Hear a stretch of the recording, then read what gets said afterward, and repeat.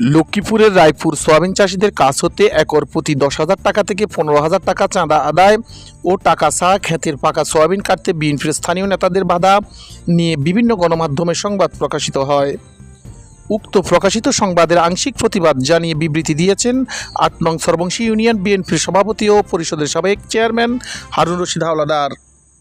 জাতীয় পত্রিকায় আমার বিরুদ্ধে চাঁদাবাজির এক অভিযোগ আনা হয়েছে, যা অত্যন্ত দুঃখজনক এবং উদ্দেশ্য প্রণোদিত।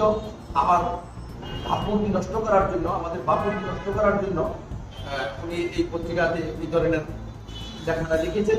আমি যার তীব্র প্রতিবাদ জানাচ্ছি। পাশাপাশি সোয়াবিন কাটতে গেলে আমরা নাকি, পত্রিকাতে লেখছে সোয়াবিন কাটতে গেলে আমরা নাকি বাধা প্রদান করি এবং আমরা নাকি তাদের থেকে টাকা চাই। অত্যন্ত দুঃখজনক এবং বেদনাজনক এবং কমপ্লিটলি মিথ্যা। আমাদের ইউনিয়নে, একদম দক্ষিণ চরবংশী ইউনিয়নে সোয়াবিন এখন আর নাই।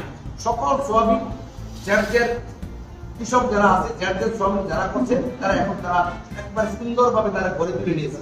সোয়াবিন খুব একটা নাই। এই ব্যাপারে রায়পুর থানার নির্বাহী কর্মকর্তা মহোদয় সহ রায়পুর থানার বিভিন্ন ওই থানার ভারপ্রাপ্ত কর্মকর্তা সহ এখানে একাধিকবার মিটিং করেছে এবং ওনারা সেখানে গিয়ে খুব সুন্দরভাবে ওনারা বলেছে যে যারা যারা সোয়াবিন ওখানে করেছে ওই চাষারা সোয়াবিন নিয়ে যাবে, এটাতে যাতে করে কোনো রকমের প্রতিবন্ধকতার সৃষ্টি না হয়। ঠিক আমাদেরকে, আমি সহ ছিলাম এবং আমরা ওইভাবেই সার্বিক সহযোগিতা করছি, কোনো রকমের যাতে করে কোনো রকমের কোনো প্রতিবন্ধকতার সৃষ্টি না হয়। প্রত্যেকের সোয়াবিনগুলা নির্দ্বিধায় সুশৃঙ্খল পরিবেশে তারা নিয়ে গেছে। কিন্তু অত্যন্ত পরিতাপের বিষয়, আমাদের প্রতি যে অভিযোগটা আনা হয়েছে এটাতে আমাদের ভাবমূর্তি মারাত্মকভাবে ক্ষুণ্ণ করেছে।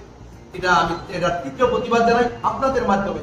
আমি চাই যে যেই অভিযোগটা পত্রিকাতে প্রস্তাবিত হয়েছে ওই অভিযোগটা প্রশাসনিকভাবে ওনারা যাতে করে এটা তদন্ত করে, যারা এই অভিযোগের সাথে যদি কেউ জড়িত থাকে তার বিরুদ্ধে আইনানুগ ব্যবস্থা গ্রহণ করে আমরা সার্বিকভাবে এ ব্যাপারে সহযোগিতা করি। উক্ত প্রতিবাদ সভায় আরও বক্তব্য রাখেন বিএনপি যুগ্ম সম্পাদক অ্যাডভোকেট ইমরান হোসেন।